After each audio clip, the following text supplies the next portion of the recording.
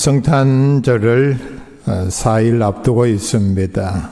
어떻게 보면은 12월 25일 하루만 예수를 믿는 사람이든 믿지 않는 사람이든 성탄절로 지키는 것이 아니라 전체적으로 보면은 12월 전체를 성탄의 달로 지키려는 마음이 벌써 준비를 하고 또 실제로 지키고 예배를 드리고 그 다음에 서로 인사를 나누는 이런 광경에서 잘 알아볼 수 있습니다. 성탄절은 전 세계 예수를 믿든 믿지 않든 모든 사람들이 함께 즐거워하고 예수님이 땅에 오신 그런 귀한 뜻을 나누는 가장 큰 절기입니다.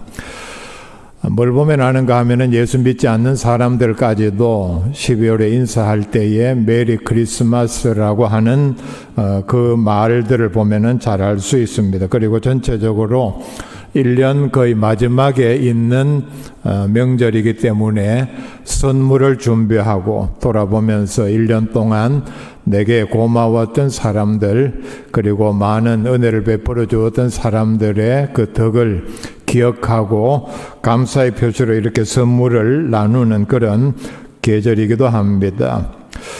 성탄을 맞이할 때마다 특별히 교회 목회를 담당하는 저로서는 특별히 그리스도인들이 성탄을 맞이하는 그런 마음의 어떤 열정 기쁨 같은 것은 조금 시간이 지나면서 식어지는 것이 아닌가 하는 그런 느낌을 받습니다. 그에 반해서 오히려 상업시설이라고 할 수 있는 백화점이나 가게의 성탄 장식은 점점 더 경쟁적으로 요란해지고 더 많은 돈을 들이고 시대가 바뀌었으니까 좀 더 좋은 어떤 요즘 보면은 이 동영상 같은 마치 입체적으로 건물에 장식을 해놓았는데 벽 바깥으로 나오는 것과 같은 그런 이게 LED를 써서 그런지는 모르지만은 이런 식으로 경쟁을 하고 더 요란해지는 추세를 보이고 있습니다. 분명히 보면은 교회도 성탄 장식을 하지만은 더 요란한 곳은 분명히 어느 나라든 할 것 없이 백화점이나 이런 가게들입니다. 그래서 대표적인 경우가 바로 일본의 경우입니다. 일본은 신교, 구교 다 합쳐서 기독교인 인구 비율은 0.5%도 되지 않습니다. 제가 보기에는 0.2% 될란가 아마 그 이하일 수도 있습니다. 그럼에도 불구하고 일본의 백화점 장식은 세계에서 가장 요란스럽습니다. 도쿄의 어느 지역 여기에 보면은 경쟁적으로 이런 장식을 하기 때문에 여기에 여행을 온 사람은 경쟁적으로 밤에 가서 이걸 보고 사진을 찍어 올리고 하는 그런 명소라는 곳도 있습니다. 그리고 우리나라에서도 좀 유별난 그런 풍습이 있었죠. 한 20년 됐습니까? 언제부터인가 아마 그쯤부터인데 절에서도 현수막으로 아기 예수 탄생을 축하합니다. 그 다음에 어떤 경우는 성탄절 날 서울에서 실제 있었던 일입니다. 교회에서 성탄 축하 예배를 드리는데 가까이 있는 절에 중들이 그 예배에 참석해서 축하를 했다. 신문에서는 이게 참 격려할 만한 일이다. 교회는 왜 그렇게 못하는가? 그런 기사가 난 것도 봤습니다. 미국의 경우는 동남부 지역을 중심까지 남부 중심 지역까지 주로 말하면은 텍사스주까지 바이블 벨트라고 부릅니다. 바이블 벨트를 굳이 우리말로 옮기자면은 직역을 하자면은 성경 지역이라는 뜻입니다. 그렇게 이름 붙인 이유는 미국의 전 지역에 비해서 이 동남부 지역이 개신교, 구교는 빼고 개신교 성도들이 많고 또 같은 그 인구 비례에 비해서 주일날 출석하는 신도 수가 월등히 많기 때문입니다. 그런데 그냥 단순히 이름만 바이블 벨트 지역이 아니라 성탄절 때 보면은 적어도 11월 말부터 경쟁적으로 주택가에 자기 집에 성탄 장식을 꾸미고 준비를 합니다.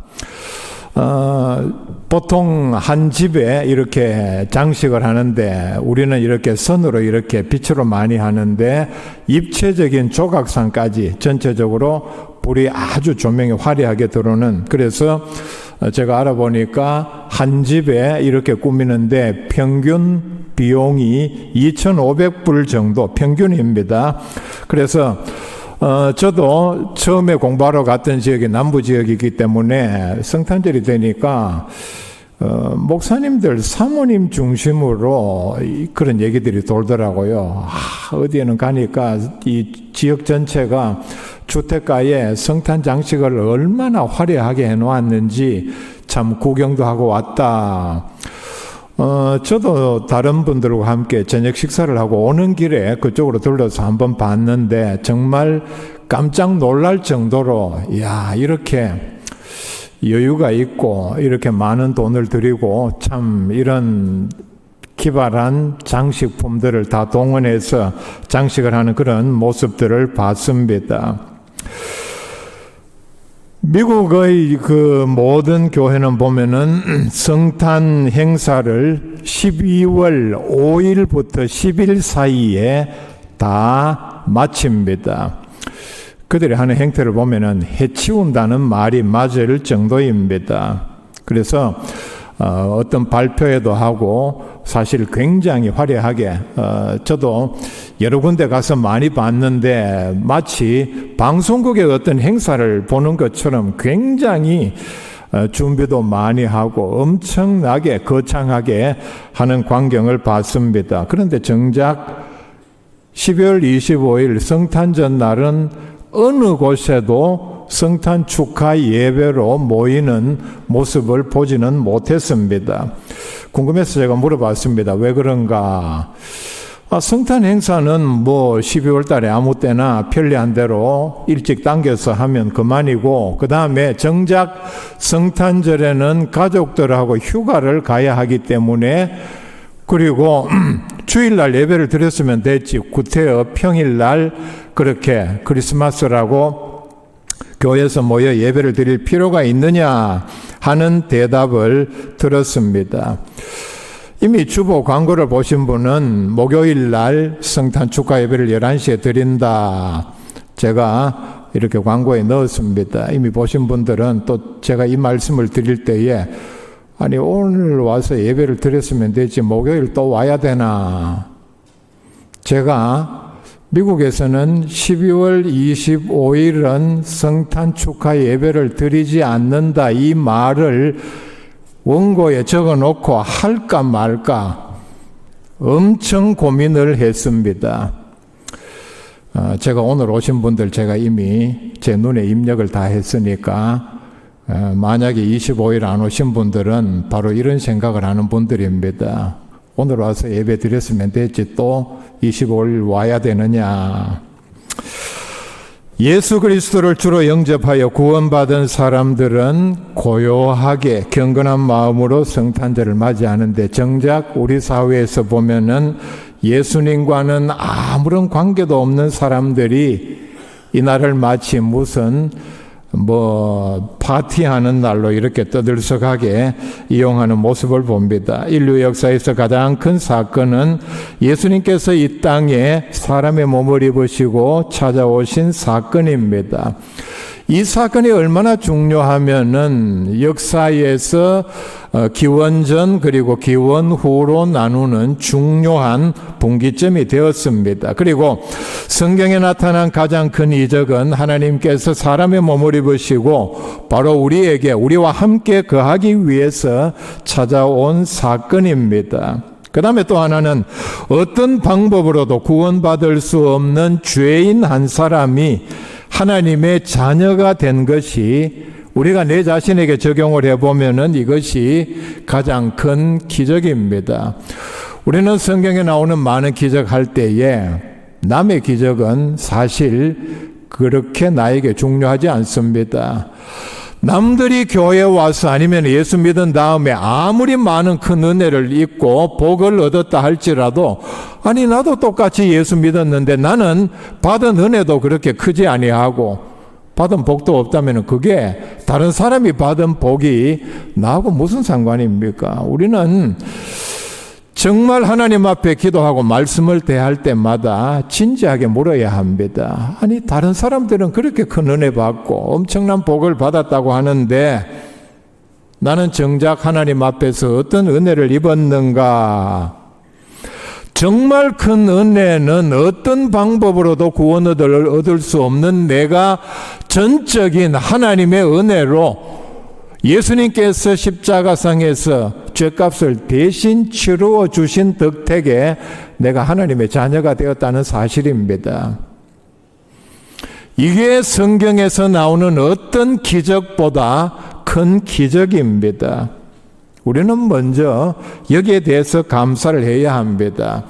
우리가 이 중요한 은혜, 내가 받은 이 복을 놓쳐버리면은 다른 사람과 비교해서 아니 저 사람은 물질적으로 아니면은 세상 환경으로 아니면은 자녀들이 저렇게 복을 받아서 잘 사는데 나는 뭔가 여기에 매몰되면은 정작 하나님께서 내게 베풀어 주신 큰 은혜에 대하여는 깨닫지 못하고 원망하기 쉽다는 얘기입니다. 거룩하신 하나님이신 예수님께서 사람이 되셔서 내 대신 죽으셨기 때문에 나 같은 죄인도 구원 얻는 큰 이적이 이미 내게서 일어날 수 있었습니다. 오늘 읽어드린 이 말씀은 28절 말씀부터 보면은 천사 가브리엘이 마리아에게 나타나 은혜를 받은 자여 평안할지어다 선언을 합니다. 이 말이 있기 전까지 마리아는 구체적으로 자기가 어떤 은혜를 받았는지 아니면은 오늘 말씀에서 가브리엘과 즉 하나님과의 대화가 많이 진행되는 가운데도 구체적으로 자신이 어떤 은혜를 받았는지 모르는 가운데 있었습니다. 근데 이런 놀라운 선언을 하죠. 은혜를 받은 자여 평안할지어다. 너는 이미 하나님으로부터 큰 은혜를 받았다. 30절 말씀에 보면은 네가 하나님께 은혜를 입었느니라 말씀합니다. 이미 마리아는 하나님으로부터 놀라운 은혜를 입은 사람이 되었습니다. 마리아는 인류 역사상 가장 큰 사건 그리고 가장 큰 기적에 직접적으로 참여하는 은혜를 입었습니다. 중요한 사실은 그리고 놀라운 사실입니다. 마리아도 우리와 똑같은 죄인이라는 데 있습니다. 그래서 마리아는 죄인임에도 불구하고 큰 구원의 역사에 참여하는 또 가장 중요한 도구로 쓰임을 받았습니다. 오늘 읽어드린 말씀은 천사 가브리엘이 마리아에게 찾아와서 아기 예수를 임신하고 탄생을 할 것이라 미리 알려주는 장면입니다. 그런데 마리아의 그 표정이라든지 심리 상태가 정확하게 나타나 있지는 않지만은 아마도 마리아에게는 이런 내용이 이런 고지가 참으로 감당하기 어려운 충격이었고 고통이었을 것입니다. 가브리엘은 일단 먼저 너는 은혜를 받았다 선언을 했습니다. 그런데 더 중요한 것은 이제 이 엄청난 은혜를 마리아가 어떻게 받아들이느냐. 은혜는 물론 불가항력적 은혜라 말씀을 합니다. 하나님의 은혜가 우리에게 임할 때에 우리가 거절할 수 없다, 거부할 수 없다. 그런데 우리가 사실 따지고 보면은 하나님의 엄청난 은혜, 정확하게 말하면은 일종의 제한과도 같습니다. 요즘 말로 설명하자면은 하나님께서 마리아를 들어 쓰신다는 입장에서 이 대리인 가브리엘을 보내서 지금 마리아와 마치 협상을 하는 것처럼 보입니다. 하나님께서 네게 이런 엄청난 은혜를 베풀어 주신다. 너는 어떻게 할래? 네 생각을 한번 들어보자. 인간적인 생각에서는 우리가 이렇게 생각할 수도 있습니다. 그런데 중요한 것은 은혜를 은혜인 줄 알고 받아들이기 위해서는 엄청난 믿음의 결단과 희생이 있어야 한다는 것을 말씀을 합니다. 가브리엘이 마리아에게 나타나서 하나님의 뜻을 전할 때에 마리아는 아마 10대 후반, 그리고 스스로도 인간이고 죄인이기 때문에 두려워하는 마음이 역력했습니다. 자, 28절에 그에게 들어가 이르되 은혜를 받은 자여 평안할지어다 주께서 너와 함께 하시도다 하니. 29절에 마리아의 반응입니다. 처녀가 그 말을 듣고 놀라 이런 인사가 어찌함인가 생각했다 말씀을 합니다. 엄청난 충격이었죠. 뜻하지 않게 천사가 찾아왔고 너는 하나님으로부터 엄청난 은혜를 입었다. 자, 30절 말씀 뒷부분에 보면은 네가 하나님께 은혜를 입었느니라. 그 앞에는 마리아여 무서워하지 말라. 마리아가 분명히 무서워했다는 얘기입니다. 그리고 구체적인 그 사실을 31절에 보면은 보라 네가 잉태하여 아들을 낳으리니 그 이름을 예수라 하라. 엄청난 충격을 받았을 것입니다. 그리고 바로 뒤에 나오는 32절에 보면은 이 네가 장차 낳을 아들 예수는 이런 사람이다. 32절에 그가 큰 자가 되고 지극히 높으신 이의 아들이라 일컬어질 것이요 주 하나님께서 그 조상 다윗의 왕위를 그에게 주시리니 영원히 야곱의 집을 왕으로 다스리실 것이며 그 나라가 무궁하리라. 너무나도 엄청나게 충격적인 내용이기 때문에 마리아가 이 말을 제대로 이해를 했는지 의문입니다. 영원히 왕노릇한다. 이때는 이스라엘이 로마의 식민지 지배를 받고 있는 중에 있었습니다. 한두 해도 아니고 적어도 거의 600년 가까이, 상상도 할 수 없는 일이죠. 엄청난 내용에 마리아는 34절에 보면은 나는 남자를 알지 못하니 어찌 이 일이 있으리까? 나는 지금까지 남자를 가까이 한 적도 없는데 어떻게 내가 임신을 하고 아이를 낳는다는 얘기입니까? 너무나도 황당하지 않습니까? 불가능한 일입니다. 이때에 35절에 보면은 천사가 대답하여 이르되 성령이 네게 임하시고 지극히 높으신 이의 능력이 너를 덮으시리니 이러므로 나실 바 거룩한 이는 하나님의 아들이라 일컬어지리라. 자신이 낳은 아들이 하나님의 아들이다. 36절에 보라 네 친족 엘리사벳도 늙어서 아들을 배었느니라. 본래 임신하지 못한다고 알려진 이가 이미 6달이 되었나니. 가능성에 대하여 하나님께서 하시는 일이니까 충분히 너는 믿음으로 받아들이라. 자, 그렇지만은 이 모든 내용은 마리아의 입장에서는 도저히 믿을 수 없는 말씀입니다. 자, 그 당시 마리아는 주변의 모든 상황 그리고 문화적인 모든 배경을 생각하면은 충분히 이런 마음의 의문을 가졌을 수도 있습니다. 아무리 하나님의 말씀이라도 가브리엘이 말씀한 그대로 이 일이 다 내게 이루어진다면은 나는 어떻게 됩니까? 아니 내가 지금 임신을 한다니요. 내가 임신을 하면은 나는 지금 요셉과 결혼하기로 약속이 다 되어 있는데 요셉과의 결혼은 어떻게 됩니까? 파혼을 하고 또 쉽게 다른 남자와 결혼한다는 것도 그 당시 풍습으로서는 매우 어려운 일입니다. 내가 임신을 하면은 우리 부모님 그리고 요셉의 부모님은 나를 어떻게 생각할 것입니까?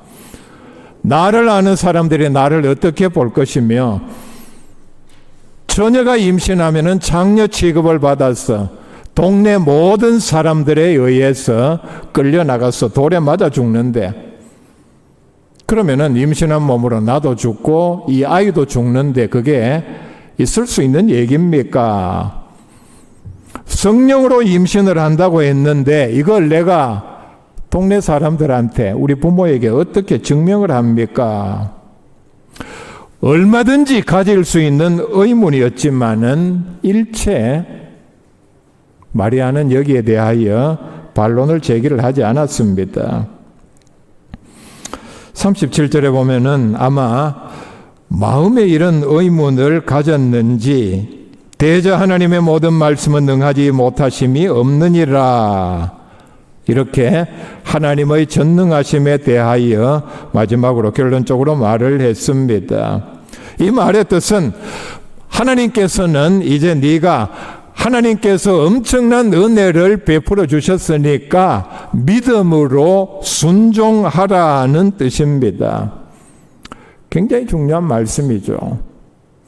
하나님의 모든 말씀은 우리가 들을 때에 또 읽을 때에 과연 내가 이 말씀을 이대로 순종할 수 있을까 생각이 듭니다. 그때마다 우리가 우리 마음으로 하나님의 말씀을 확인해야 할 부분은 바로 37절 말씀입니다. 하나님의 모든 말씀은 능하지 못하심이 없느니라. 우리가 마치 모든 구절에 후렴처럼 우리가 반복하고 암송을 할 내용입니다. 그때의 38절에 보면은 마리아가 이르되 주의 여종이오니 말씀대로 내게 이루어지이다. 아멘으로 화답을 했습니다. 그리고 천사가 떠나갔다 말씀을 합니다. 마리아는 바로 앞에 나오는 천사의 말에 하나님의 능력이면은 모든 것이 가능하다는 사실을 알고 이렇게 화답을 했습니다. 그리고 하나님께서 이 모든 일을 이루실 것을 믿었습니다. 그리고 이 말은 바로 완전한 순종의 고백으로 자신의 삶을 하나님께 드렸다는 뜻입니다. 하나님께서 어떤 방식으로 쓰든 앞에 말씀드린 마리아의 의무는 자신의 죽음까지도 각오를 해야 합니다. 그런데 어떤 방법으로 일이 진행되든 하나님께서 쓰시는 대로 내 자신을 그대로 드리겠다는 믿음을 나타내 보였습니다. 그런데 우리가 현실적인 문제를 지적하지 않을 수 없습니다. 마리아가 이렇게 자기를 쓰겠다는 하나님의 뜻에 순종했기 때문에 나중에 어떤 고통을 당했습니까? 첫 아기를 바로 이때 임신을 했기 때문에 마침 바로 그때 만삭이 되어서 출산이 가까웠을 때에 로마 황제로부터 인구조사 명령이 떨어졌습니다. 우리가 그 당시 참 하나 이 구절에서 상상할 수 있는 것은 로마 황제의 명령이 얼마나 지엄했으면은 적어도 수천 킬로 떨어진 이 마리아와 요셉까지도 만삭의 몸으로 호적하러 그 먼 거리를 움직였나 하는 얘기입니다. 그렇기 때문에 결과적으로 방도 아닌 마국간에서 첫 아이를 출산을 했습니다. 헤롯이 죽이려고 해서 아기 예수를 데리고 산후조리도 하지 못한 채 먼 거리인 애굽으로 피신을 했습니다. 그리고 성경 말씀에는 이런 기록은 없습니다. 나중에 헤롯이 죽고 난 다음에 나사렛으로 돌아와서는 엄청난 그런 소문에 시달렸을 것입니다. 분명히 주변에서 동네 사람들이 그런 얘기를 했을 것입니다. 예수를 보고 저 아이가 결혼 전에 낳은 애가 아니냐, 애비가 누군지도 모르는데 참 요셉은 바보지, 저 애가 지 애도 아닌데 저렇게 정성으로 키우는 걸 보면은 참 이런 소문이 엄청나게 오랜 기간 주변을 돌아다녔을 것입니다. 예수님 본격적으로 공생애를 시작했을 때는 정말 엄청나게 앞에서 들은 소문과는 비교도 되지 않는 위협적인 소문이 마리아를 괴롭혔을 것입니다. 이때는 마리아에게 이런 어려운 일에 정신적으로 의지할 수 있는 남편도 죽고 난 뒤입니다. 무슨 얘기입니까? 당신 아들이 미쳤대. 미쳐서 지금 저 짓을 하고 돌아다니는데, 실제로 보면은 그런 소문이 마리아에게 들어가서 예수님의 동생과 함께 예수님의 사역 현장에 데리러, 좋게 말해서 데리러지, 잡으러 온 기록도 있지 않습니까? 그리고 더더욱 위협적인 소문은 제사장, 서기관, 바리새인들이 합심해서 당신 아들을 지금 죽이려고 한다. 요즘 말로 말하면은 안기부에서 당신 아들 지금 잡아 죽이려고 한다는 소문과 같습니다. 그리고 마지막으로는 십자가에 달려 죽는 모습을 아래에서 자기가 낳은 아들이 결혼도 하지 못한 채 억울한 누명을 뒤집어 쓰고 죽는 모습을 지켜봐야 했습니다. 아마 이때에 아기 예수를 안고 성전에 올라갔을 때에 시므온으로부터 들었던 예언이 기억에 났을 것입니다. 칼이 네 마음을 찌르듯 하리니. 어떻게 보면은 마리아의 모든 삶 가운데 그대로 이루어졌습니다. 마리아의 이런 순종과 희생을 통해서 전적 하나님의 은혜로 구원 얻는 하나님의 은혜를 입었습니다. 우리가 바로 이런 은혜를 입었다는 얘기입니다.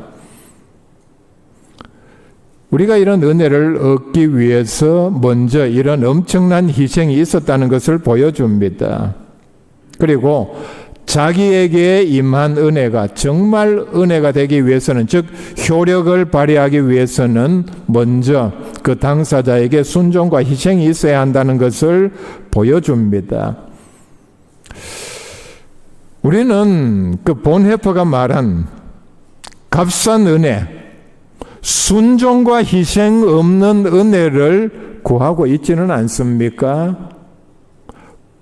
정작 본인은 하나님 앞에 말씀에 순종도 하지 않으면서, 드리는 것도 없고 희생도 하지 않으면서 은혜만 구하는, 굳이 말하자면은 얌체 같은 그리스도인들로 점점 세속화되고 있지는 않은지 돌아보아야 합니다. 오늘의 이 말씀은 하나님의 말씀 또는 하나님의 약속이 내 안에서 기적을 일으키려면은 그 은혜의 제안을 받은, 아니면은 계약의 당사자인 우리가 어떤 결단을 보여야 하는지를 분명하게 말씀을 하고 있습니다. 지난주 칼럼 여러분 기억하십니까? 터키 대지진 때 3년 전입니다. 뉴스에 보니까 며칠 전에 3주년 이렇게 다 회복했다. 다는 아니고 아직도 임시주택에 거주하고 있는 사람들이, 이런 사람들이 축하 모임 공연을 하는 광경을 봤습니다. 5만 명이 죽었다고 알려져 있습니다. 어떤 일이 있었습니까? 건물 무너진 잔해에서 아마 건물이 무너질 때에, 덮칠 때에 아기를 안고 있었고 그때 쓰러졌는데 목과 척추가 부러졌고 그리고는 죽었습니다. 그런데 보니까 아기를 살리기 위해서 자기 품 안에, 그 아래로 소중하게 안고 있는 모습, 그 휴대폰에 남긴 기록이 있다 그랬죠. 내가 너를 이만큼 사랑했다는 걸 너는 알아달라. 근데 이런 지진 현장에서 여러 건 보고된 이런 비슷한 경우가 있습니다.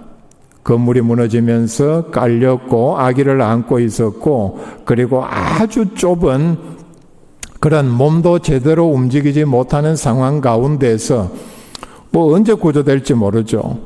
근데 발굴을 하고 보니까 어머니는 죽었는데 이런 게 몇 건 있었습니다. 놀라운 광경은 아기를 살리기 위해서 자기 손가락을 깨물어서 피를 조금씩 흘려서 아기 입에 물려서 아기는 며칠 뒤에 구조가 됐을 때에 살아났고, 어머니는 자기 피를 아기에게 다 먹였기 때문에 결국은 죽고 말았다.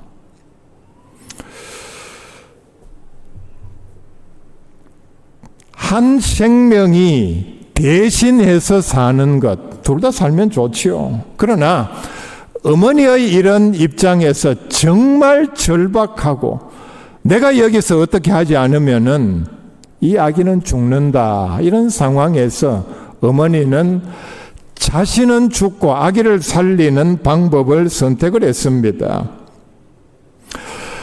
한 생명이 대신해서 사는 것, 그리고 구원을 얻는 것은 그저 아무렇게나 이루어지는 일이 아니라는 것을 말씀을 합니다. 앞에서 제가 든 예도 그렇고 우리가 구원을 얻은 것도 사실 그러합니다. 한 생명이 죽을 위기에서 구조를 받아서 사는 것은 절대로 우연히 일어나는 일이 아닙니다. 그만한 방법을 동원해야 하고 누군가는 희생을 해야 한다는 뜻입니다. 영적으로도 마찬가지입니다. 죄인이 구원을 얻는 것이 우연히 일어날 수 있습니까? 하나님의 엄청난 희생이 있어야만 가능합니다. 히브리서 9장 22절에 피 흘림이 없은즉 사함이 없느니라. 놀라운 이 은혜를 예수님께서 십자가상에서 대신 우리를 위해서 피를 흘려주셨습니다. 성탄의 이 사건은 인류 역사상 가장 위대한 기적이요, 가장 놀라운 은혜가 주어진 사건입니다. 먼저는 마리아의 순종과 희생이 있었습니다. 마리아는 순종할 수 없는 일에 순종을 했습니다. 근데 놀라운 말씀이 있죠. 38절에 주의 여종이오니 말씀대로 내게 이루어지이다. 자신을 하나님 앞에 바칠 때에 하나님의 은혜가 바로 자기에게 그대로 은혜가 되었습니다. 그리고 죄인들을 구원하는 귀한 일에 쓰임을 받았습니다. 이 은혜가 오늘 우리에게도 주어졌습니다. 그래서 이 은혜를 감사하는 귀한 성탄절이 될 수 있기를 바랍니다.